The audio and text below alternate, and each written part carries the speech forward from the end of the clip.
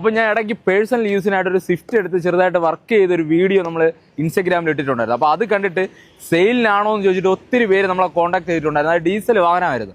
അപ്പോൾ ആ കോൺടാക്ട് ചെയ്തവർക്ക് വേണ്ടിയിട്ട് ഞാൻ ഒന്നല്ല 2 ഡീസൽ വാഹനം കൊണ്ടുവന്നിട്ടുണ്ട്. 2012 മോഡൽ, 2011 മോഡൽ. അപ്പോൾ ഈ ഒരു വാഹനത്തിൻ്റെ ഫുൾ ഡീറ്റെയിൽസ് നോക്കുകയാണെങ്കിൽ 2012 മോഡൽ സെക്കൻഡ് ഓൺഷിപ്പിൽ 90,000 കിലോമീറ്റർ ഓടിയിട്ടുള്ള LDI to VDI കൺവെർട്ട് ചെയ്തിട്ടുള്ള 4 അലോയ്സ് ഉൾപ്പെടെ വരുന്ന നല്ല ഹൈ ക്വാളിറ്റി വാഹനം.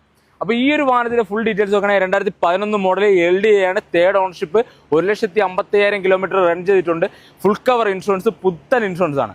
പിന്നെ മേജർ ആക്സിഡൻറ്റോ റീപ്ലേസ്മെൻറ്റോ കാര്യങ്ങളോ ഒന്നും തന്നെ ഈ ഒരു 2 വാഹനങ്ങൾക്കും ഇല്ല. ഡീസലാണ്, അതായത് ഏകദേശം നമുക്കൊരു 18 കൂടുതൽ മൈലേജ് കിട്ടും. നല്ല മെയിൻറ്റെയിൻ ചെയ്ത് കഴിഞ്ഞാൽ 18 കൂടുതൽ മൈലേജ് കിട്ടുന്ന വാഹനങ്ങളാണ് ഈ 2.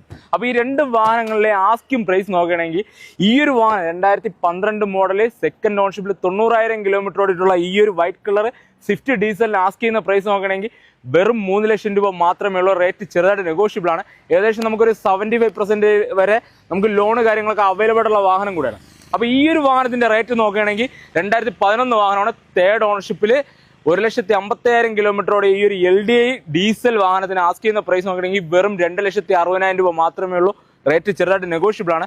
അപ്പോൾ ഈ 2 വാഹനങ്ങളുടെ ലൊക്കേഷൻ തന്നെ ട്രിവാൻഡ്രം, നെയ്യാറ്റിൻകര. അപ്പോൾ ആർക്കെങ്കിലും ഈ കാണുന്ന 2 ഡീസൽ പക്ക ഹൈ ക്വാളിറ്റി നിൽക്കുന്ന ഈ 2 വാഹനങ്ങളിൽ ഏതെങ്കിലും നിങ്ങൾക്ക് സ്വന്തമാക്കാനായിട്ട് ഐഡിയ ഉണ്ടെന്നുണ്ടെങ്കിൽ നമ്മളോട് ഒന്ന് കോൺടാക്ട് ചെയ്യുക. മറക്കാതെ പേജ് ഫോളോ ചെയ്യുക. കൂടാതെ നമ്മളെ വാട്സപ്പ് ചാനലിൻ്റെ ലിങ്ക് പേരുണ്ട്, കയറി ജോയിൻ ചെയ്യുക.